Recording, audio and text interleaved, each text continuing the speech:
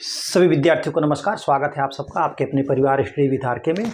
आज की परिचर्चा हम जो करेंगे वो सब्जी विज्ञान के जो है आलू और मिर्च की जो फसल है उसकी करेंगे। उसमें केवल हम जो है रोग और कीट विज्ञान के बारे में नहीं बताएंगे और बाकी सारा जो है इनको छोड़ करके बाकी सारा चीज़ के बारे में जो महत्वपूर्ण तथ्य हैं उनके बारे में हम आपसे परिचर्चा करेंगे। और आप देखेंगे कि कितने अच्छे अच्छे महत्वपूर्ण तथ्य हैं जो परीक्षा में जो है कहाँ से क्वेश्चन आते हैं, कैसे टाइप के आते हैं, वो आपको पता चल जाएगा। कहाँ से क्वेश्चन पूछा जाता है, किस टाइप का, आपको पढ़ना क्या है, क्या छोड़ना है। और विद्यार्थी जो यही जान गया कि हमको क्या पढ़ना है, क्या छोड़ना है, तो वही सफलता प्राप्त करते हैं। बाकी आप पढ़ते रहिए, इतना लंबा सिलेबस है, इतना बड़ा होता है, इतनी ज़्यादा बड़ी मोटी मोटी किताबें हैं रहती हैं। आदमी सब पढ़ता है तो सब पढ़ने के चक्कर में जो कुछ नहीं तैयार कर पाता है। और जो ये जान गया है विद्यार्थी जीवन में कि हमको पढ़ना है, क्या छोड़ना है, वही सफल होता है। तो आप मेरे साथ परिचर्चा में जुड़े रहें, ठीक है।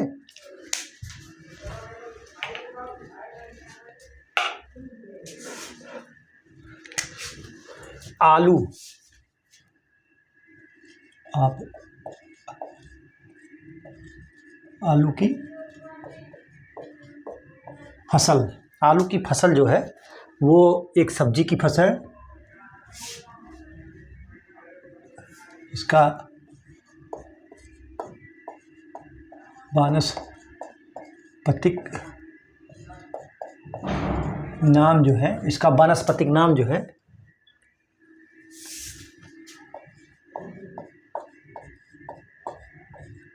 सोलेनम ट्यूबेरोसम है। इसका साइंटिफिक नाम जो है ट्यूबेरोसम, कुल यानी family scientific name Solanum tuberosum जो है, कुल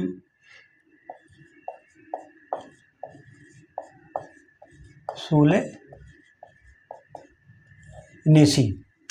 उत्पत्ति यानी सेंटर ऑफ उत्पत्ति स्थान जो इसका क्या है वो पेरू है। ये उत्पत्ति यानी सेंटर ऑफ ओरिजिन जो है उत्पत्ति पेरू। इसे सब्जी का राजा कहते हैं, सब्जी का राजा कहा जाता है, ठीक है। सब्जी का राजा कहा जाता है। इसे गरीब आदमी का भोजन भी कहा जाता है। क्या कहा जाता है? गरीब आदमी का भोजन, ठीक है। इसे गरीब आदमी का भोजन भी कहा जाता है। तो आलू का जो वानस्पतिक नाम है सोलेनम ट्यूबेरोसम, इसकी जो फैमिली है कुल सोलेनेसी है। उत्पत्ति स्थान यानी सेंटर ऑफ ओरिजिन जो है पेरू है। पेरू जो कि दक्षिण अमेरिका में एक देश है, दक्षिण अफ्रीका महाद्वीप में। और इसे सब्जी का राजा और गरीबों का भोजन भी कहा जाता है। आप इसको नोट कर लीजिए, ठीक है।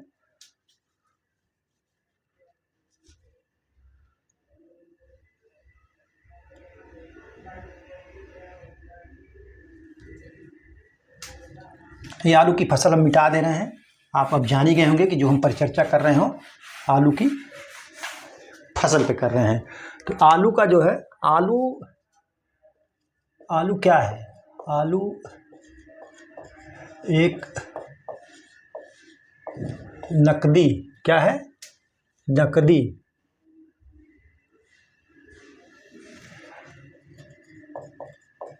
फसल है जिससे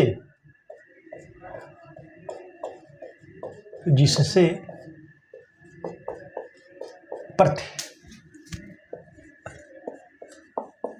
यूनिट, क्या है? प्रति यूनिट क्षेत्रफल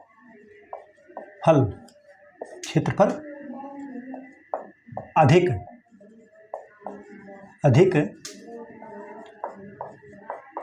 बाजार मूल्य, क्या ये मूल्य प्राप्त होता है। ठीक है, आलू एक नकदी फसल है जिससे प्रति यूनिट क्षेत्रफल अधिक बाजार मूल्य प्राप्त होता है। इसमें आलू में स्टार्च जो है अधिक मात्रा में पाया जाता है। आलू में स्टार्च अधिक मात्रा में पाया जाता है। आलू में स्टार्च जो है अधिक मात्रा में पाया जाता है। आलू के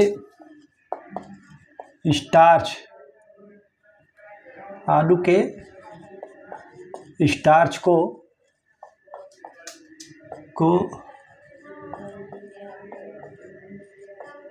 फेरिना कहते हैं। आलू में अधिक मात्रा में स्टार्च पाया जाता है और आलू के स्टार्च को जो है फेरिना कहते हैं, जो फेरिना के रूप में पाया जाता है। कहते हैं एक ही होगा। आलू में जो स्टार्च जो है फेरिना के रूप में पाया जाता है, कहते हैं।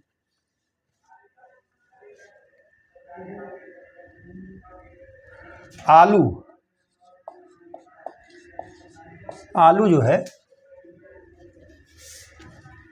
आलू भारत तथा विश्व की एक प्रमुख सब्जी है। क्या है? प्रमुख सब्जी है। सब्जी है जो सभी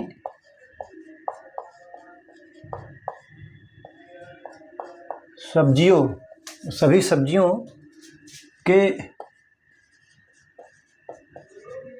उत्पादन, चाहे वो विश्व में हो चाहे भारत में, उत्पादन में प्रथम स्थान है। ठीक है, वो चाहे भारत में हो चाहे विश्व में हो। ठीक है, आलू एक नकदी फसल है। इसका जिससे प्रति क्षेत्रफल यूनिट जो होता है, क्षेत्रफल होता है, बाजार मूल्य जो अधिक बाजार मूल्य प्राप्त किया जाता है। और आलू में स्टार्च जो है बहुत अधिक मात्रा में पाया जाता है, जो फेरिना के रूप में पाया जाता है। इसको फेरिना भी कहते हैं। पूछ लेगा कि आलू के स्टार्च को क्या कहते हैं, या आलू में जो स्टार्च पाया जाता है उसको किस रूप में पाया जाता है। दोनों तरीके क्वेश्चन बन सकते हैं, तो फेरिना। ठीक है, आलू चाहे भारत हो या विश्व हो, भारत या विश्व में जो है सब्जी वाली जो फसल है उसमें प्रथम स्थान इसका है उत्पादन में। ठीक है, चाहे भारत हो चाहे विश्व में हो। ठीक है, आप इसको नोट कर लीजिए।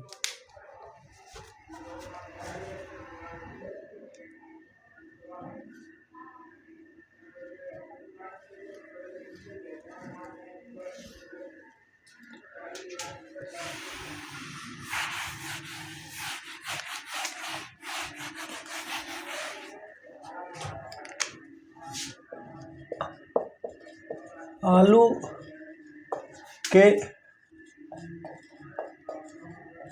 उत्पादन तथा क्षेत्रफल में उत्तर प्रदेश का प्रथम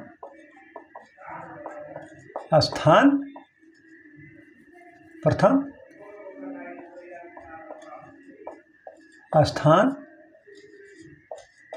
है। ठीक है, आलू के उत्पादन तथा क्षेत्रफल में उत्तर प्रदेश का प्रथम स्थान है। फल इसका जो है क्या होता है? फल सरस, जिसको इंग्लिश में बेरी कहते हैं। क्या कहते हैं? बेरी कहते हैं। फल इसका जो होता है बेरी होता है। ठीक है, इसका आलू का खाने वाला भाग, आलू का खाने वाला भाग कंद कहलाता है, जो रूपांतरित क्या होता है? रूपांतरित तना होता है। ठीक है, जो रूपांतरित तना होता है।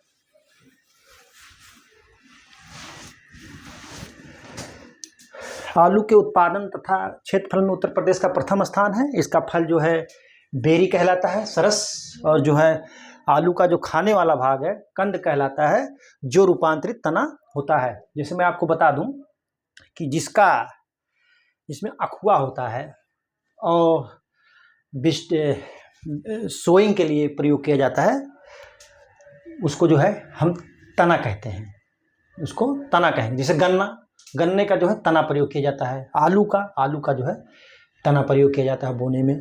तो जिसमें अखुआ हो और वो वेजिटेटिव ग्रोथ के मतलब वेजिटेटिव प्रोपगेशन के लिए, ग्रोथ नहीं सॉरी, वेजिटेटिव प्रोपगेशन के लिए अगर प्रयोग किया जा रहा है तो वो आप समझ लीजिए कि वो तना है। ठीक है,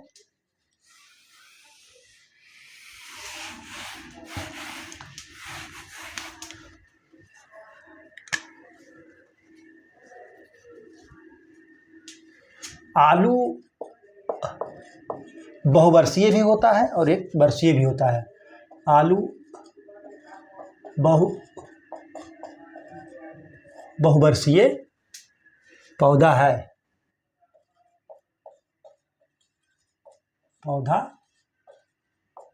ठीक है, आलू क्या है?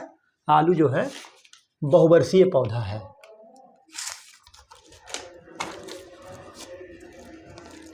आलू बहुवर्षीय पौधा है, लेकिन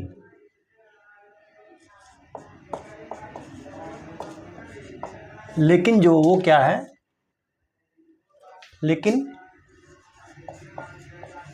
फसल उगाने के लिए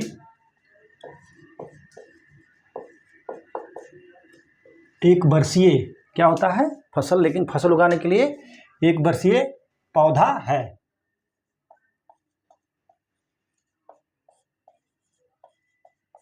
देखिए, आलू में एक होता है टीपीएस और एक होता है जो है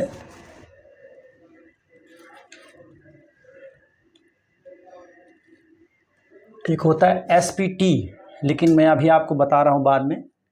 आलू C3 ग्रुप का पौधा है। क्या है? आलू जो है C3 ग्रुप का पौधा है। आलू जो है पुष्पन के आधार पर जो है लॉन्ग डे प्लांट है। क्या है? आलू पुष्पन के आधार पर लॉन्ग डे यानी लंबे दिन का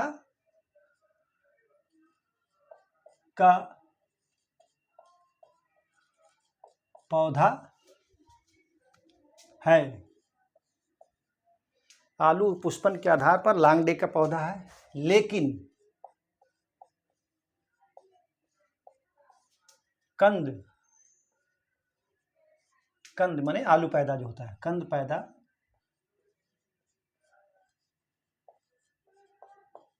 करने के आधार पर, लेकिन कंद पैदा करने के आधार पर 60 डे यानी छोटे दिन का 60 डे पौधा है। ठीक है, जैसे कि जब हम आलू बहुवर्षीय पौधा है, लेकिन फसल उगाने के लिए एक वर्षीय पौधा है। जैसे जब हम केवल आलू खोदते हैं, मतलब आलू जो खाने के लिए पैदा करते हैं, तो यह एक वर्षीय पौधा क्या है, एक वर्ष से कम भी इसमें लगता है, तो लेकिन इसको एक वर्षीय पौधा कहा जाता है। जो वह पौधे जो अपनी इसकी बुआई से लेकर के और जो है प्रोडक्शन तक के समय को एक वर्ष या एक वर्ष से कम लेते हैं, उनको हम एक वर्षीय पौधा कहते हैं। तो ये अपना लाइफ साइकिल पूरा करने में जो है कंद के रूप में जब हम इसको उगाते हैं, कंद लेने के लिए, तो एक वर्ष का होता है। लेकिन जब बीज और सब कुछ पैदा करते हैं तो यह बहुवर्षीय हो जाता है।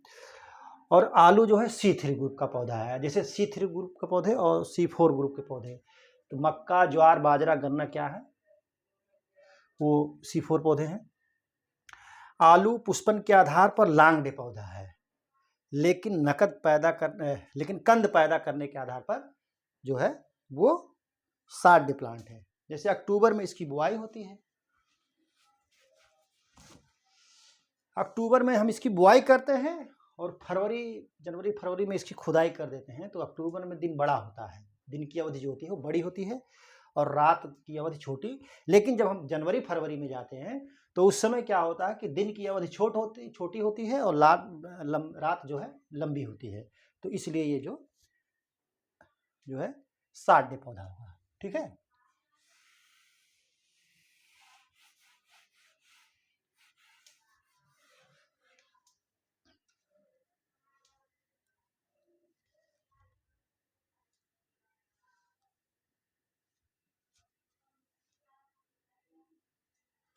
आलू के कंद सूर्य के क्या है, सूर्य के प्रकाश के संपर्क में आने के कारण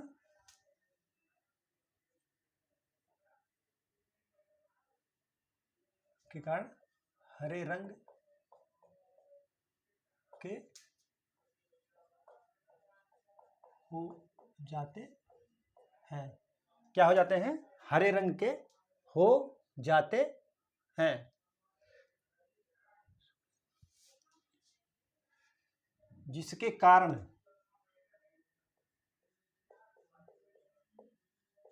जिसके कारण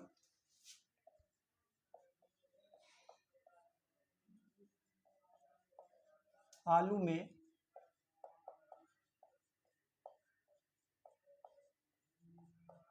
सोलेनिन नामक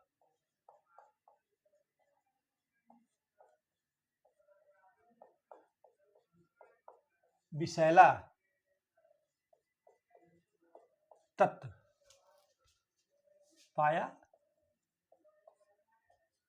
जाता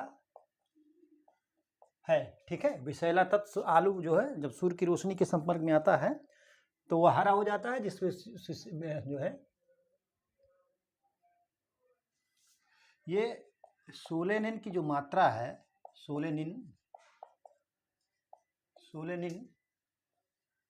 की मात्रा 10 ग्राम प्रति 100 ग्राम से अधिक नहीं होना चाहिए। सोलेनिन की मात्रा जो है 10 मिलीग्राम, अरे ग्राम नहीं होगा, जो ग्राम तो हो ही जाएगा, वो भी होगा, चाहे मिलीग्राम कहो चाहे ग्राम कहो,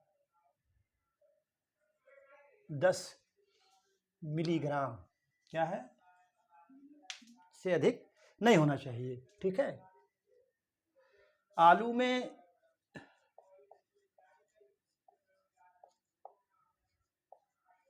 रेशा तथा कार्बोहाइड्रेट कार्बोहाइड्रेट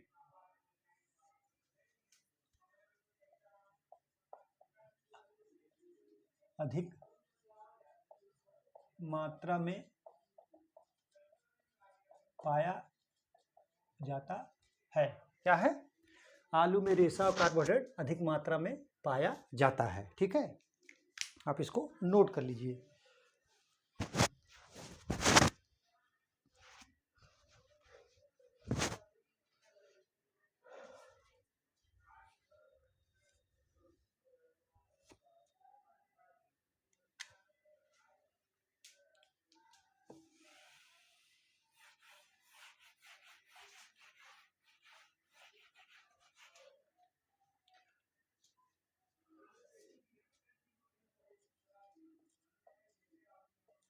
कंद की अच्छी वृद्धि के लिए 17 डिग्री सेल्सियस से 19 डिग्री सेल्सियस तक का तापक्रम उपयुक्त होता है। 32 डिग्री सेल्सियस से अधिक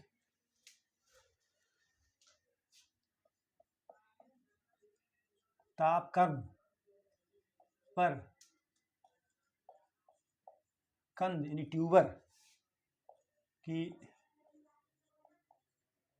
वृद्धि रुक जाती है। ठीक है,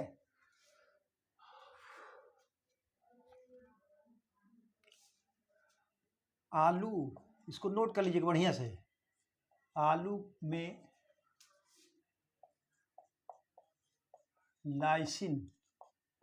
लाइसिन नामक एमिनो अम्ल, लाइसिन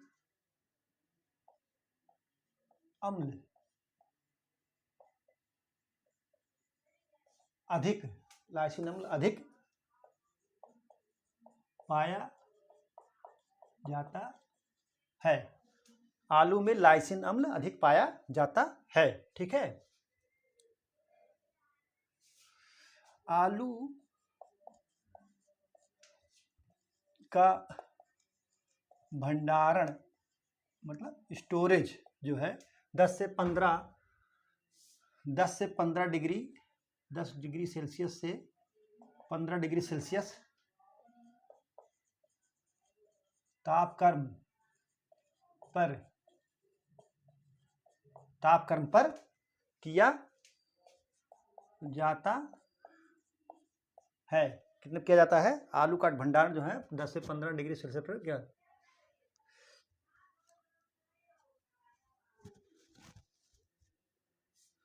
देखिए, आलू में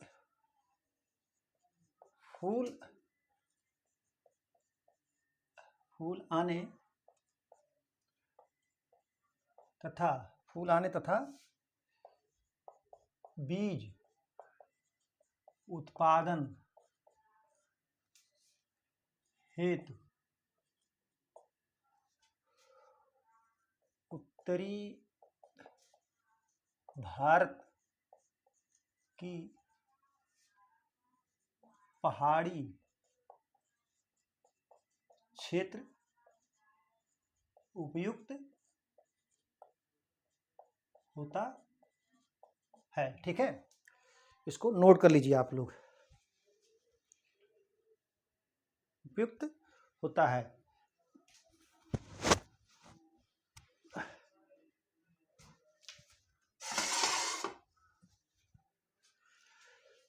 आलू की अच्छी पैदावार आलू कंद की अच्छी वृद्धि के लिए जो है 17 से 19 डिग्री सेल्सियस जो तापमान होता है बहुत ही उपयुक्त होता है।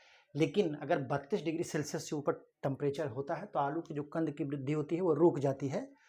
आलू में लाइसिन अम्ल पाया जाता है। क्या पाया जाता है? लाइसिन अम्ल जो है अधिक मात्रा में पाया जाता है। इसको याद के लिए आलू का भंडारण जो है 10 से 15 डिग्री सेल्सियस तापक्रम पर किया जाता है। आलू में फूल आने तथा बीज उत्पादन के लिए जो है उत्तरी भारत का जो पहाड़ी क्षेत्र है वो सुटेबल है इसके लिए। ठीक है, आप इसको नोट कर लीजिए।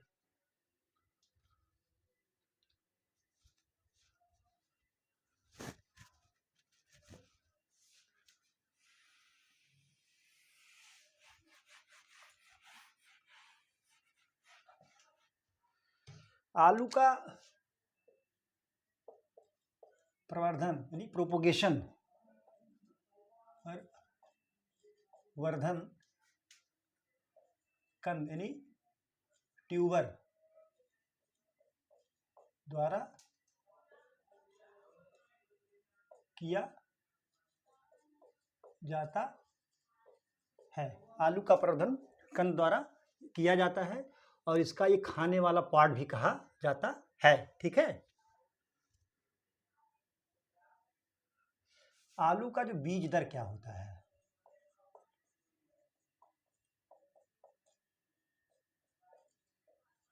बीज दर, आलू का बीज दर, आलू का जो बीज दर है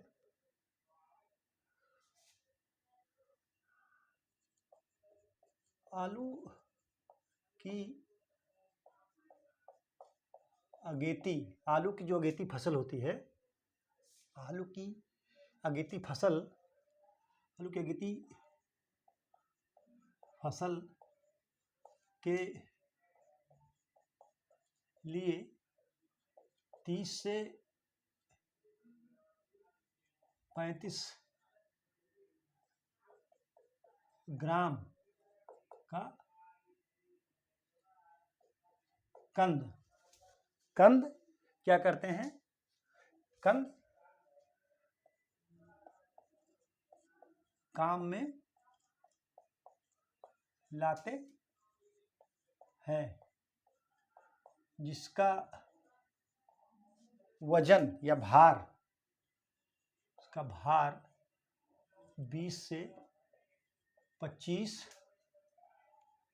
कुंतल होता है। प्रति हेक्टेयर की बातें कर रहा हूँ। 30 से 35 ग्राम जब कंद का वजन होगा तो 20 से 25 कुंतल होगा उसका भार। ठीक है, प्रति हेक्टेयर। ठीक है, और अब देखिए दूसरा क्या कह रहा है? मुख्य फसल, मुख्य फसल 3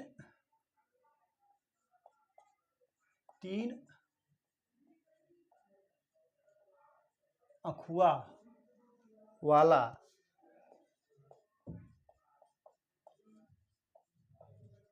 कंद, 3 अखुआ वाला कंद जिसका वजन 25 ग्राम,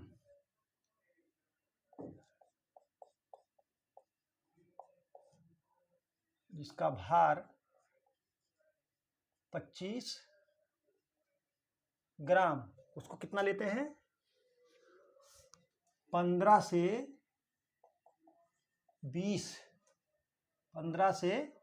20 कुंतल प्रति हेक्टेयर। ठीक है, 15 से 20 कुंतल प्रति हेक्टेयर। ठीक, और अगली फसल क्या है इसकी? जो देखिए आलू का जो प्रवर्धन किया जाता है वो कंद द्वारा किया जाता है। आलू का खाने वाला भाग भी कंद कहलाता है, ट्यूबर कहलाता है। आलू का बीज दर जो है प्रति हेक्टेयर क्या है? वो है आलू की बीज जो हम लेते हैं वो अगर उसका वजन 30 से 35 किलोग्राम 30 से 35 ग्राम एक कंद का है तो 20 से 25 कुंतल प्रति हेक्टेयर हमें बीज की आलू का आवश्यकता पड़ेगी। मुख्य फसल 3 अखुआला, अक्सर 3 अखुआला ही लिया जाता है।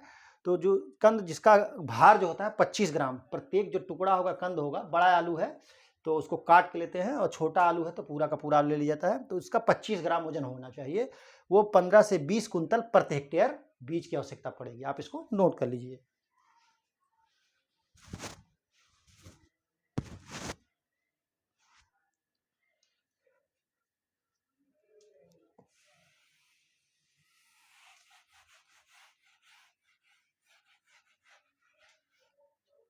ठीक है।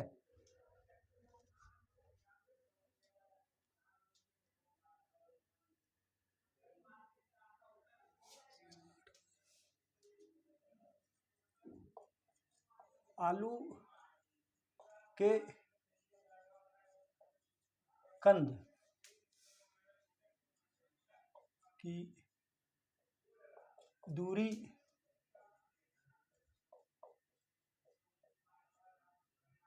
बुआई करते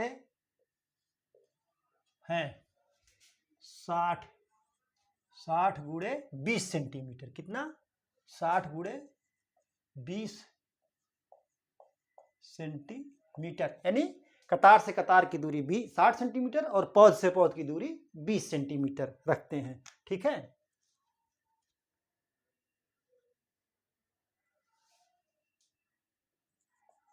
आलू की सुसुप्ता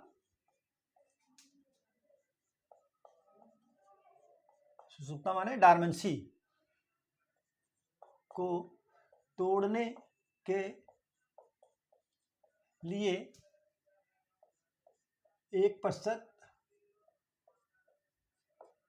थायो 1% क्या है? 1%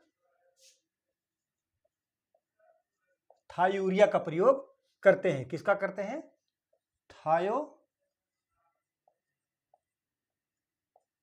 थायोयूरिया का प्रयोग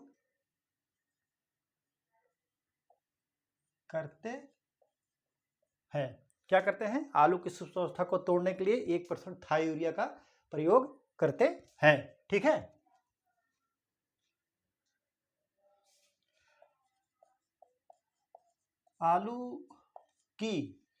आलू की बुआई के बाद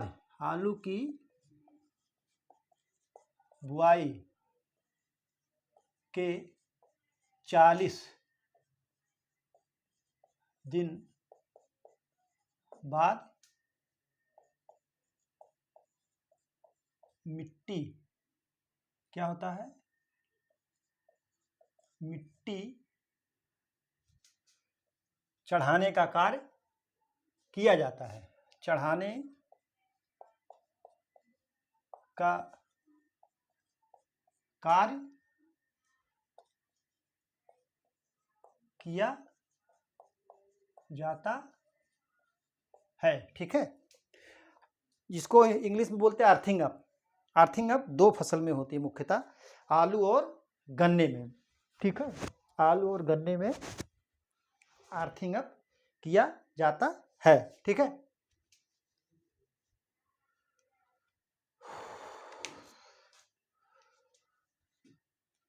आलू की सुसुप्ता तोड़ने के लिए 1% थायूरिया का प्रयोग करते हैं, यानी 100 लीटर पानी में 1 किलोग्राम थायूरिया का प्रयोग करते हैं। ठीक है। और इसकी बुआई के 40 दिन बाद जो है मिट्टी को चढ़ाते हैं, और मिट्टी का चढ़ाने का कार्य जो है गन्ना में भी किया जाता है। पूछ लेता है अक्सर कि अर्थिंग अप किससे संबंधित है? आलू गन्ना दोनों से संबंधित है। अब कह रहा बुआई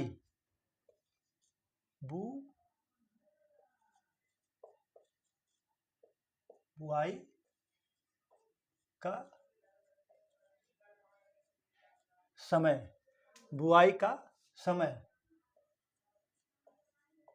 मुख्य फसल की बुआई कब होती है? 15 से 25 अक्टूबर। ठीक है। 15 से 25 अक्टूबर। और अगेती फसल 25 सितंबर से 10 अक्टूबर होता है। क्या होता है? 25 सितंबर। ये क्या है? 25 सितंबर से 10 अक्टूबर जो है वो होता है। पहाड़ी, देखिए अक्सर ये पूछ लेता है कि पहाड़ी क्षेत्र में आलू की बुआई कब की जाती है? पहाड़ी क्षेत्र में, तो लोग कंफ्यूज हो जाते हैं,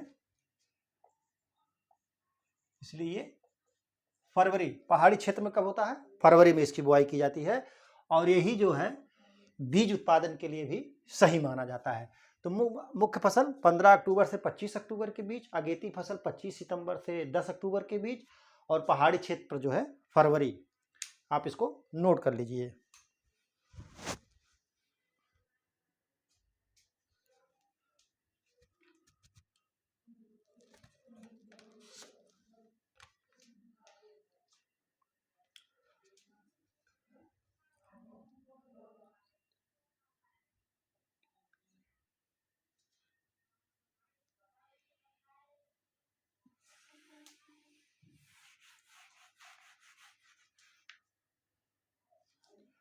सत्य आलू बीज क्या है? सत्य आलू बीज, जिसको कहते हैं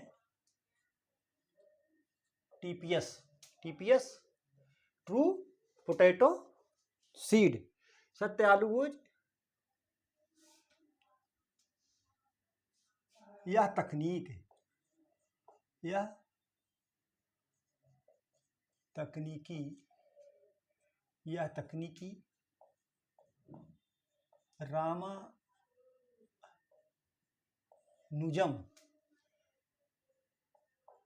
द्वारा, किसके द्वारा? रामानुजम द्वारा विकसित की गई। किसके द्वारा विकसित की गई? रामानुजम द्वारा विकसित की गई।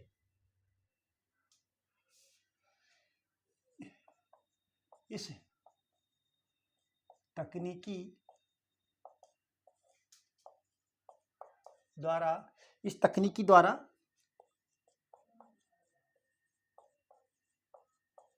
प्रति हेक्टेयर, इस तकनीकी द्वारा प्रति हेक्टेयर 100 ग्राम से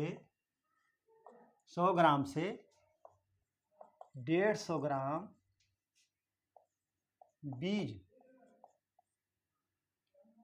बीज जो है पर्याप्त होता है। टीपीएस में जो है 100 से 150 ग्राम बीज जो है पर्याप्त मात्रा होती है। दूसरा क्या है? सीड प्लाट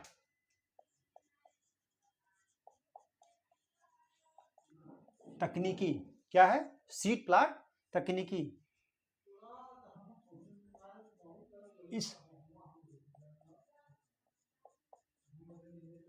इस तकनीकी का विकास, इस तकनीकी का विकास पुष्करनाथ ने किया था। किसने किया था? पुष्करनाथ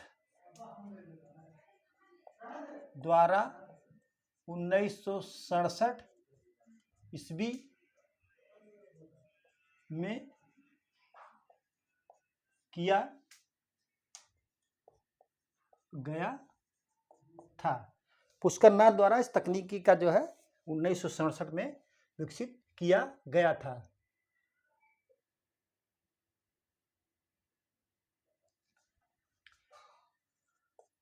इस तकनीकी से विकसित बीज वायरस मुक्त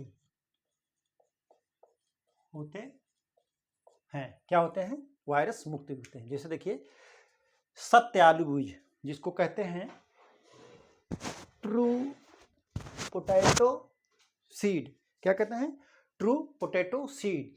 इस तकनीक का विकास जो है रामानुजम द्वारा विकसित किया गया है। इस तकनीक को, इस तकनीक द्वारा प्रति हेक्टेयर जो बीज की आवश्यकता होती है वो 100 ग्राम से 150 ग्राम प्रति हेक्टेयर होता है, पर्याप्त होता है। 100 ग्राम से 150 ग्राम बीज पर्याप्त है। सीड प्लाट तकनीक, इस तकनीक का विकास जो है पुष्करनाथ द्वारा 1967 ईस्वी में किया गया था।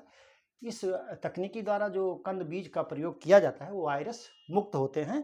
आप इस दोनों को अच्छी तरीके से याद कर लीजिएगा, ये अक्सर क्वेश्चन में पूछा जाता है। ठीक है,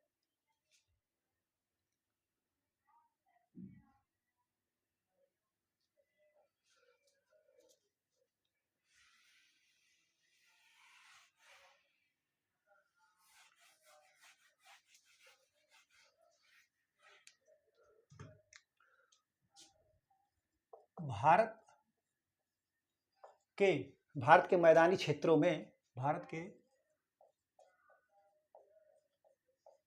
मैदानी क्षेत्रों में आलू का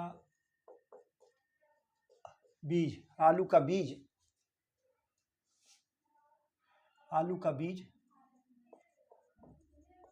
पैदा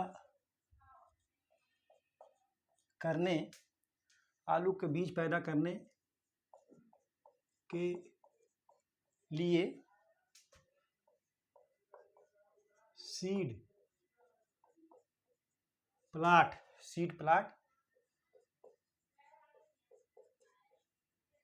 तकनीकी का प्रयोग किया जाता है। किसका प्रयोग किया जाता है? आलू जो मैदानी क्षेत्र में, वैसे मुख्यतः बीज का जो उत्पादन होता है आलू का, वो पहाड़ी क्षेत्रों पर किया जाता है, उत्तरी भारत के। लेकिन मैदानी क्षेत्र में सीड प्लांट टेक्निक से जो है सीड का उत्पादन किया जाता है। ठीक है, आप इसको नोट कर लीजिए।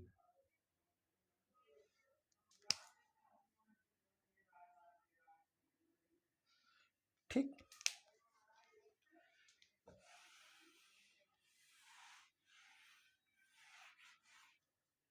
जो है प्रमुख प्रजाति लिखा दे रहा हूं मैं आपको। प्रमुख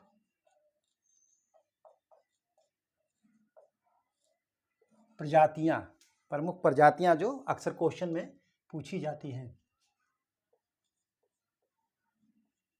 कुफरी, अशोका,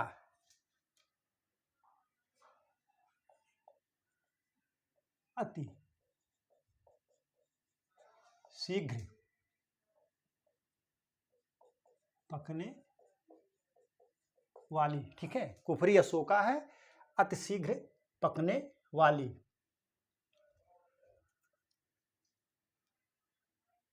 कुफरी बादशाह, ये अक्सर पूछा जाता है। कुफरी बादशाह, झुलसा और रोधी। क्या है? झुलसा और रोधी। ठीक है,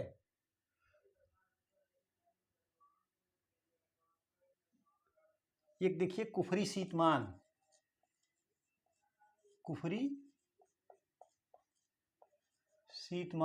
वैसे ही लग रहा है कुफरी शीतमान, ठंडे प्रदेशों के लिए। कुफरी शीतमान ठंडे प्रदेशों के लिए। ये जो वैरायटी में दिखा रहा हूं, ये बहुत बार पूछे जा चुके हैं। ये जो है बहुत बार पूछे जा चुके हैं, इसलिए मैं सोचा इसको लिखाते चलूं आपको। कुफरी शीतमान, कुफरी चिपसोना, ये तो आप देखे ही होंगे कितनी बार पूछा है। कुफरी चिप सोना जो है ये पर संस्करण के लिए कुफरी चिपसोना जो है प्रसंस्करण के लिए है। ठीक है, आप इसको नोट कर लीजिए।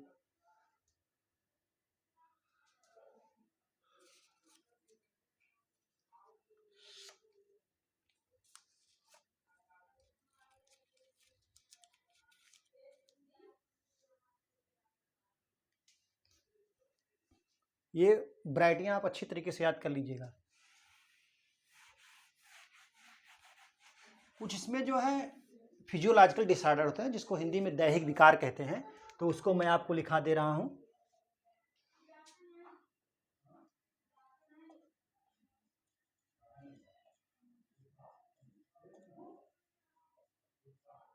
दैहिक विकार और कारक। दैहिक विकार में क्या है? ब्लैक हेड, क्रम संख्या 1, ब्लैक।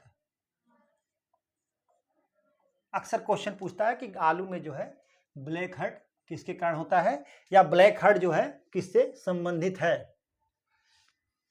ये भंडारण में होता है।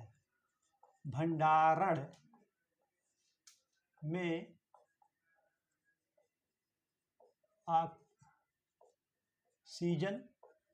की कमी, भंडारण में क्या होता है, ऑक्सीजन की कमी से जो है ब्लैक हेड रोग होता है। ब्लैक हेड रोग होता है।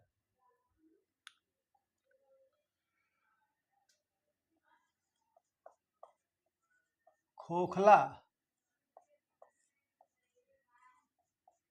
तना, खोखला तना जो है अधिक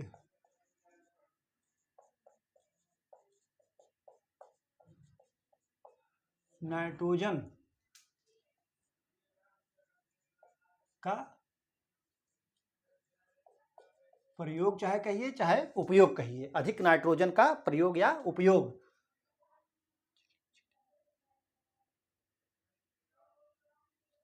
चिलिंग क्षति एक होती है। क्या होता है? चिलिंग क्षति। जब इसको जो है 0 डिग्री सेल्सियस तापमान पर, 0 डिग्री सेल्सियस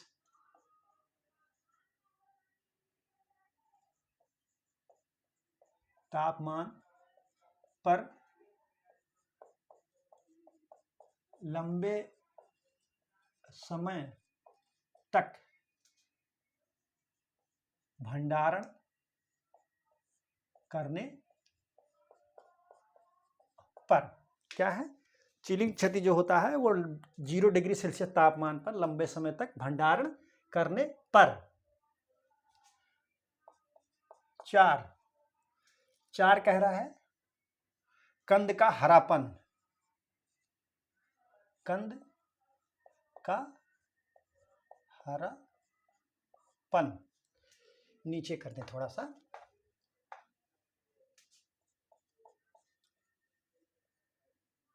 कंद का हरापन, कंद का हरापन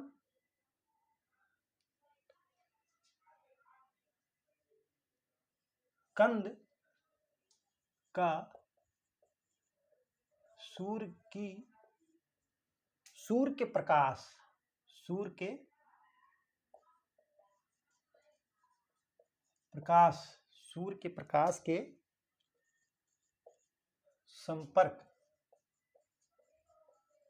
संपर्क में आने पर, ठीक है, सोलनिन हो जाता, आप जानते ही हैं।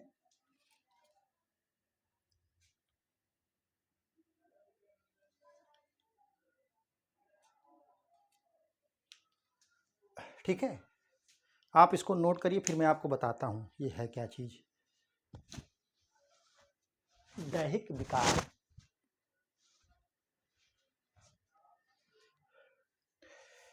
जैसे देखिए अक्सर पूछ लेता है ब्लैक हेड, ब्लैक हेड किससे संबंधित है, तो आलू आप जान लीजिए, आलू का जब हम भंडारण करते हैं तो वहाँ पर जो है श्वसन की क्रिया होती है, तो भंडारण में ऑक्सीजन की जो है कमी हो जाती है, तो ब्लैक हेड रोग लग जाता है। भंडारण में लगता है, खेत में नहीं लगता है।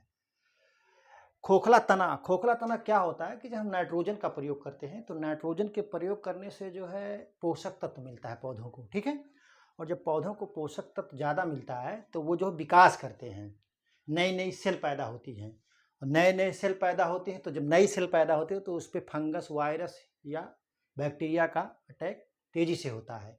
ये मैं आपको फंडा बता दे रहा हूँ कि जो है जब नई सेल होती है तो उससे वायरस, फंगस, बैक्टीरिया और जो भी काजल डिजीज होते हैं, ऑर्गेनिज्म डिजीज के, उनके जो है अटैक के ज़्यादा चांस होते हैं क्योंकि नाजुक होती हैं, नई कोशिकाएं होती हैं, तो उससे रोगी ज़्यादा होता है पौधा। लेकिन यहाँ पर रोग वैसा नहीं लगता है। तना क्या होता है, उसका तना जो होता है वो खोखला हो जाता है। ये यहाँ जो तना होता है इसमें खोखलापन आ जाता है, ठीक है, क्योंकि विकास हो जाता है ज़्यादा उसका। चिलिंग छत, चिलिंग छत क्या होती है? चिलिंग माने क्या होता है? फटना। चिलिंग जब 0 डिग्री सेल्सियस तापमान पर लंबे समय तक, चिलिंग माने फटना नहीं, फटना भी होता है क्योंकि जब 0 डिग्री सेल्सियस तापमान पर लंबे समय तक भंडारण करेंगे तो क्या होता है कि उसका जो है बर्फ, जैसे पानी बर्फ में हो जाता है वैसे उसमें जो मॉइस्चर होता है वो जम जाता है, और जब जमता है, जब जल जो है बर्फ के रूप में परिवर्तित होता है तो उसका क्या होता है, बढ़ता है। जैसे नल की पाइप क्यों फट जाती है, इसीलिए कि जब बर्फ का जल जो है पानी में उखड़ता है तो उसका आयतन बढ़ता है तो पाइप फट जाती है। तो ऐसे आलू का होता है।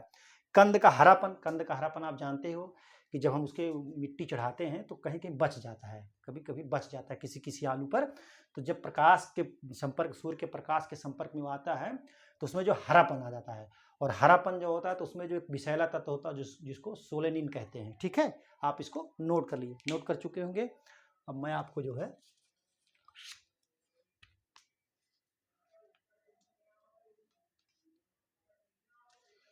एक मिर्च है उसके बारे में थोड़ा सा बता दे रहा हूँ, आप जो है उसको भी जान लीजिए।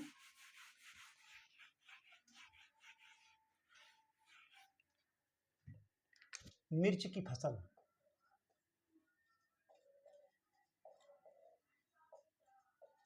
मिर्च की फसल,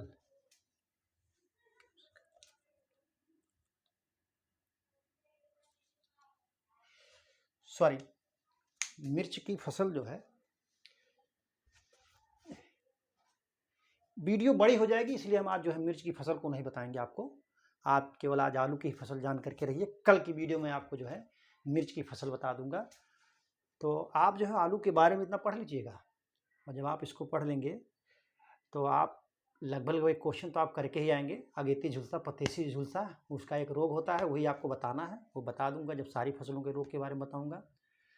तो आज की परिचर्चा यहीं पर समाप्त की जाती है। परिचर्चा में बने रहने के लिए बहुत बहुत धन्यवाद। Thank you so much.